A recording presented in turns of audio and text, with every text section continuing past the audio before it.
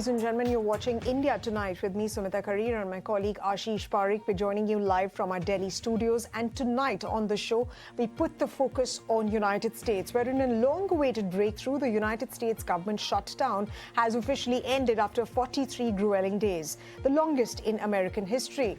Now, President Donald Trump signed the bipartisan funding bill into law late last night, just hours after the House passed its 222 to 209 along mostly party lines. The measure provides full year funding for key agencies and extends operations through January 30th, averting further chaos. Ashish, but all is not going to be so well as far as the U.S. economy is concerned. Absolutely, Sumita. The biggest reason for that is this entire standoff was sparked by a deep division over fiscal year 2026 appropriations and the expiring health insurance subsidies, which left over 800,000 federal workers furloughed or even unpaid. And it also, in fact, halted the SNAP benefits for millions and forced airlines to slash their flights amid air traffic strains. Now, all of these workers are due to be back on job tomorrow. President Trump also hailed the deal as a big win. But again, he's also warned Democrats that they'll pay politically in the midterms, while Speaker Mike Johnson urged unity to avoid future crises. Now, relief is also palpable just in time for holiday travel, but questions linger on the long-term budget battles. And before we delve into the discussion, let's also listen into what Donald Trump said after the entire crisis was dealt with. The country has never been in better shape. We went through this short-term disaster with the Democrats because they thought it would be good politically. And it's an honor now to sign this incredible bill and get our country working again. Thank you. All right, for more details and more perspective, let's now welcome live guests who are joining us on this broadcast. Joining us now is Rajkamal Rao, Managing Director of Rao Advisors, LLC, and also an op-ed columnist. Joining us on this broadcast as well is Santosh Rao, is the Head of Research and Partner at Manhattan Venture Partners. Thank you very much, gentlemen, for taking the time out and speaking to us here on ET. Now, let me come to you first, Mr. Rao. We were just sort of talking about the larger implications and the impact, the economic impact that this, this shutdown has had on the U.S. government. But specifically, if we talk about Donald Trump as a leader, has trust weakened given the fact that he, came back to power earlier this year? And of course, there were a lot of expectations from him in terms of, how he's going to make America great again, how he's going to reduce taxes on common people. But the impact of this shutdown has exactly had the opposite effect. Yeah, good morning. Thanks for having me. If you could answer Mr. Rajkamal Rao. Yes. Hi. Thank you, Sumita, for this. So the thing is, the political assessment is that I think it was the Democrats who lost this. And the reason is that they were trying to push. So several things showed, right? I mean, the healthcare situation signed under President Obama, essentially it showed that it is not sustainable today. It's in deep trouble unless the government kicks in nearly $1 trillion in subsidies. And the Democrats held out for, as you said, 43, 44 days in the hopes of pushing Trump and the GOP to sign a permanent extension. Then they said a one-year extension. Nothing happened, and finally they caved. So you're right. I mean, as Ashish said, it is going to have a severe impact. Premiums will go up for many of us, and that is definitely that might show. But the thing is, it also shows that the Obamacare plan needs a fix, right? So I just wanted to say this. I'm not a great fan of government in general, but what it showed is, you recall, the great saying about the Otis Elevator Company, that no one notices an Otis elevator when it is working. And when the U.S. government was not working, everybody began to notice it. And I think that is where I think everybody will pay a little bit of a price, but I think the Democrats will pay a slightly higher price than Trump. Right. Mr. Rajkamal, it's interesting that you say the Democrats will have to pay a larger price than the Republicans. Mr. Santosh Rao, let me get you on that as well, because we've seen how polling in the past as well has indicated that the public often assigns more blame to the party in control during a shutdown. So, in case the Republican Party, continues with the tradition of taking the blame, they of course holding a trifecta. How will they counter the narrative of governance failure in the 2026 campaign, given the fact that, like Sumita pointed out, Donald Trump was talking about making America great again, and now he's had a record shutdown during his tenure? Yes. See, in this case, I don't know who exactly won because both parties had good points. Both sides had good points, and Right. healthcare is a very sensitive issue. So, and it turns out that majority of Trump's base requires Obamacare. So I think he's sensitive to that. So he wants a change, but he doesn't have a very good alternative plan that he has put on the paper on the table yet. So I think that's the big issue always. The Republicans have said that Obamacare is bad, but they haven't come up with anything that's very meaningful and that is sustainable. So I think that's there. So in this case, this case of shutdown, I think yes, maybe Republicans will take the blame. The headline is against them, but they have made it clear that it was all them, and the publicity, the narrative has really been 50-50, both sides making their points. So right now they have kicked the can down the road, like they say. If they're going to address it later on, but right now get the government working and start talking. That's what they wanted. So let's see where that goes. But right now, I wouldn't say that his whole agenda or anything is derailed. Yes, maybe it's kind of stalled a little bit. They need to work on it. There is hope that things will come to a consensus. We bought some time. So I think that's where it's at. Right now, it's very tough to say where it's going. And you can see that in the betting markets as well, because now the cuts in interest rates is now down to 50-50 almost. Before it was a unanimous 90% based on how the things are going. So it's down Right. to 50-50. So market is confused right now. So they're Right. going to wait and see. Right. So you're essentially stating that there is a mixed reaction that's coming in from the US markets. But let me take the point across to Mr. Rajkamal Rao. Would you agree with Mr. Santosh Rao on the market's reaction? And are investors seeing this as a sign of political stability returning, or is this just a temporary pause in uncertainty before volatility comes to haunt back the markets again? It is the latter, Sumita, because as was just said, nothing has really, the problem hasn't solved. If you look at it on October 1st, when the government was about to shut down, the deal was that they would do an extension for 50 days until November 20th, during which time they would talk and they would pass the bills for 2026. That did not happen. And as was just said, they kicked the can down the road, but nothing happened because the government was shut down. So yesterday, what happened? Well, the bill that Trump signed essentially kicks the can down the road, as you said, to January 30th. And if these guys do not act in the next, 60, 65 days, then we will be right back to where we were on October 1st. So I don't think it's going to happen. I don't think both political parties want to do this again, but it is possible. And if they do not agree on how to fund the government for 2026, this can happen again. So I would agree with you that it is all a temporary pause. Markets like certainty, as you know, I've said many times before. And this is not a very certain situation. And I agree with the way the betting markets are talking. That's the way it is looking.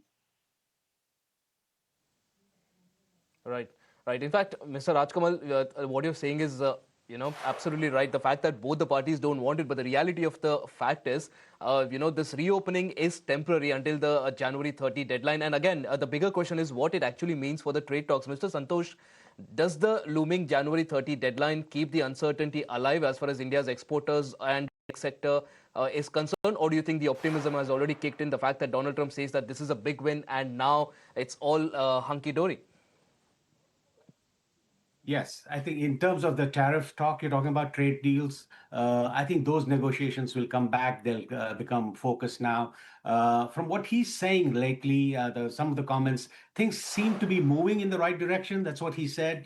So he said India will be happy once it's done. The rates won't be that high. So things obviously are moving. And one thing I want to add is now the stakes are much higher. This election in November that we saw, only a few seats were up for grabs, but now in coming November, all the House will go to vote, and only one Senate seat is up for grabs. So the stakes are much higher if he wants to keep his power. So I think the negotiations will get more serious this time around, and hopefully they will come to some very meaningful consensus. So at this point, trade negotiations will now be back in focus. I am very hopeful that they will come to some kind of a consensus. Some comments that I've been seeing and listening to is that things are moving. So hopefully, I mean, I've been on record saying that it'll be done a long time ago. It did not happen. So, but now I think even Trump wants things to get settled because some of the comments he made seem constructive in terms of settling the trade deals.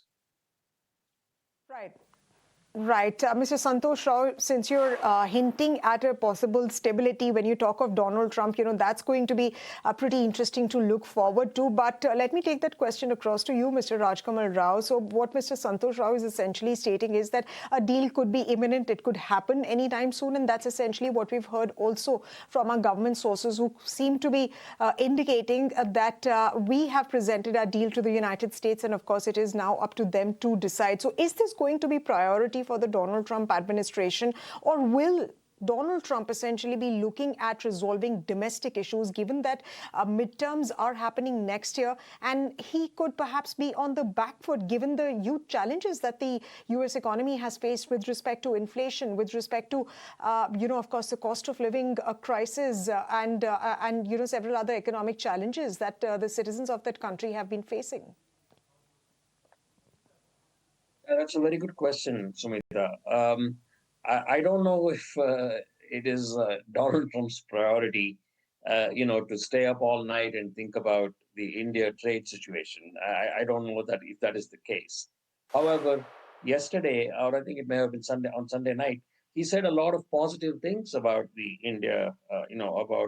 India-U.S. relationship. On Laura Ingraham on Fox News, he said, in fact, he directly contested Ingram about the H-1B visas, and he said, "No, we want H-1B, right? We want H-1Bs." And she said, "Well, we have quite a few talented people in America," and he said, "No, we don't." So it got into like an argument, and she brought up the issue of foreign students, and he said, "No, we want foreign students here. A lot of colleges in the U.S. depend on foreign students." So the thing is that he's been saying things that it may not be directly related to trade, but as I have said here oftentimes, it is very important to the Indian government that the mobility, the worker mobility issue be resolved, the student visa issue be resolved. And I think there Trump himself said positive things about India. So I do not know whether it's going to be part of a trade deal, but certainly there are positives here. And I agree that over the next couple of months, these things should resolve themselves. One last point I want to make here is that, and I've made this many times here. Remember, the 25% tariff about India buying Russian oil. I mean, that thing has always, I've been very skeptical, and I've been very critical about that. And yesterday, as you know, the day before, he granted a 1-year extension for Hungary to buy Russian oil. So it smacks of, irrational decisions where one country gets a ride and another country gets penalized. So all of these things, I hope, will get resolved in the next couple of weeks. Absolutely. In fact, Mr. Rajkamal, irony has been the buzzword of the Donald Trump administration. Now you're talking about Donald Trump saying all the good things about India. He's also not very long ago called India a dead economy. He said India's economy is dead and that they have nothing to lose. But Mr. Santosh, the reality is, with America now struggling to fund its own government under the Donald Trump administration, does America have the moral authority to judge and lecture others on fiscal prudence and governance, given the fact that, Donald Trump talks a lot, but again, when you look at the actions and you look at what's happening in America, it doesn't really match. That's true. That's been the case.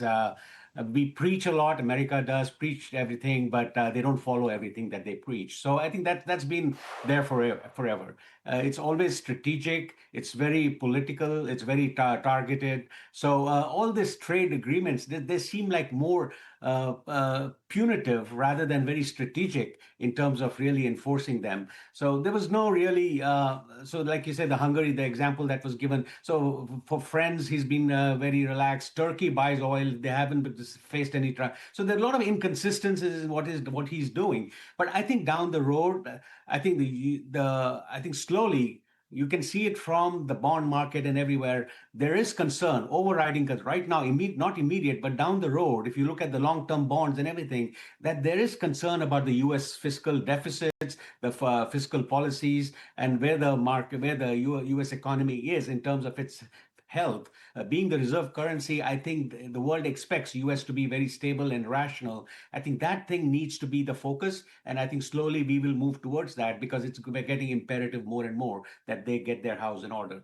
So we'll work in that. And we have some margin to work with, but I think if it, like the Fed chair said, the trajectory of where the fiscal policies and the financial policies, monetary policies are going are not correct. They're not very healthy. I mean, they're not immediate concerns, but the trajectory is not very healthy. So I think they will start working on, the focus will shift to that. But at this point, he's putting out immediate fires, which is really saving his face. He's stalked a lot, punishing everybody. So I think slowly, I think he'll wind down a little bit and get more and more rational in terms of dealing with the world and dealing with policies.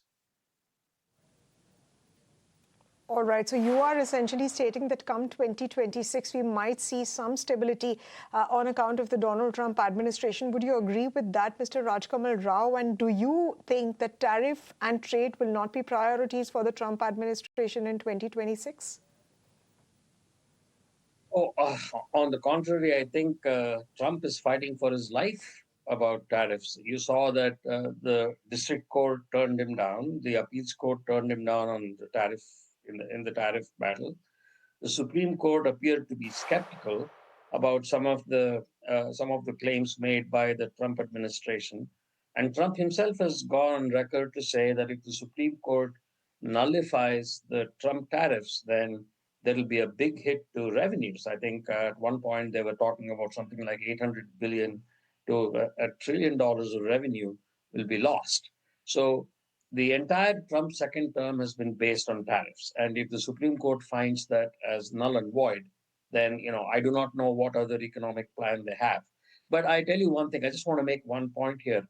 Where Trump actually had a victory when during the shutdown, because if the Democrats had won, that would have been $1 trillion of extra borrowing to pay for the premium tax credits. So now that is dead. So at least we won't borrow more. America won't borrow more. And uh, Ashish, you said something earlier about SNAP, and I wrote an article about this on Substack, and I talked about how India can actually show the Americans how to detect waste, fraud, and abuse because of the Aadhaar program. And that I think that article came out 3 days ago, and on Sunday night, Trump was talking to Laura Ingraham about saying, "Well, we need to reform the SNAP program, the food stamp program," and I think the Department of Agriculture Secretary was saying the same thing. So while there may not be much movement on the revenue side, there is going to be continued focus on the waste, fraud, and abuse side to reduce spending, because that is where America is headed. America is in $37 trillion in debt. It is not sustainable, and something has to get done. And that is what I think will be the focus of the Trump second term, especially if the tariffs go down. Absolutely. In fact, one of the things that Donald Trump here is trying to do with all that jubilation is that he's trying to mask the fact that this is a temporary funding fix, and come January 30, they're still not sure if there's going to be a shutdown again. Mr. Santosh Rao, the larger picture here, I just want you to help us understand if such shutdowns reveal a deep-rooted structural flaw when it comes to fiscal negotiations in the US. Well, that's the system here. In fact, Trump wants it to be indefinite. He doesn't want this, but both parties believe it's a good check and balance when they are out of power, to have these deadlines. I mean, it'll be great to just have like a 5-year extension about these talks, so we don't have to go back and again negotiate and again try to get an extension on all these.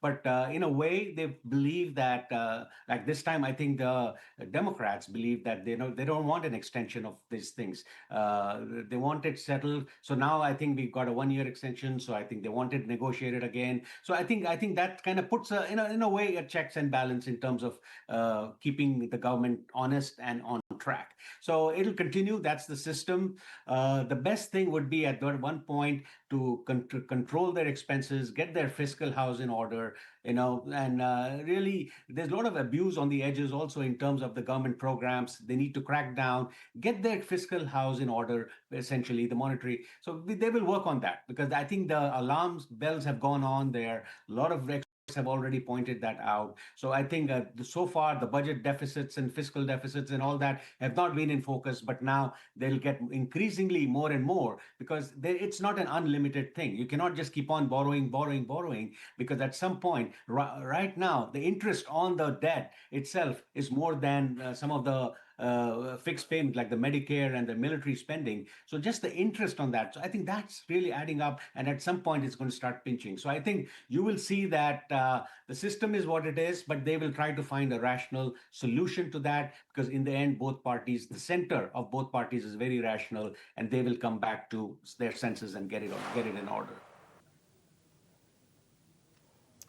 Right, Mr. Santosh Rao, let me ask you a follow-up question. Since you mentioned the debt crisis, of course, with the U.S. economy, this has persisted, forever now. And of course, the debt ceiling keeps getting raised. And of course, they keep pumping in money. I mean, there is some sort of a back and some sort of criticism from the opposition for a couple of days, and then everything is back to normal. But talking about the current shutdown, how much can realistically be recovered in terms of the economic loss that this 43-day shutdown has caused? Or is this a long-term loss that the U.S. economy could be staring at? Yeah, I don't think this will cause that much. It was very inconvenient for travel and other places, but I don't think there was long-term structural damage done to the economy as such. We've gone through this in the past. Maybe this one was a little longer than in the past, but we've always bounced back. So there is demand, there is everything. So things will come back. So I don't think this shutdown has really a material impact. You can say it affected tourism, it affected the travel industry, like I said, and some other price things. But if you see the prices and all that have not really shot up because of this thing. They were going up technically. We saw the CPI report just came out for October, I think. It was pretty much in line with September. So there was no real impact on the pricing as such. So I wouldn't put too much on this shutdown. Because of this shutdown, the prices are going up or down because of tariffs and other reasons, but not because of this shutdown. Right. In fact, when it comes to the economy, you're saying that there's not been a real major impact as such, something that cannot be recovered. But Mr. Rajkamal, the bigger impact, do you think, has been when it comes to President Trump's image, when it comes to Washington's power corridors? Because he is a person who continues to talk about how he is going to bulldoze through, any hurdle that comes through when it comes to ensuring that whatever he plans to do, he will continue to do that. But when you have such shutdowns, clearly shows that not everything is going according to plan. Do you think President Trump has emerged stronger, or do you think he's more isolated after the shutdown? I don't think he is isolated. I'm being very honest with you. I don't think he's isolated. And I think the reason for that is that he's the brave men and women who work. I mean, I understand that they'll all get their payback. And, when I flew out of Dallas on the 31st of October, these people had been working the TSA, the people who actually go through the passenger security lines, the passenger security, they had been working for 31 days without pay. Now, I understand that they'll get their pay back, but it's amazing that they showed up for work, and it took me only 3 or 4 minutes to get through security. So I think that's the point, right? I mean, it didn't really impact anyone because the brave men and women who worked for the government, they showed up to work every day, and so the Trump brand didn't go down in part because of the people, right?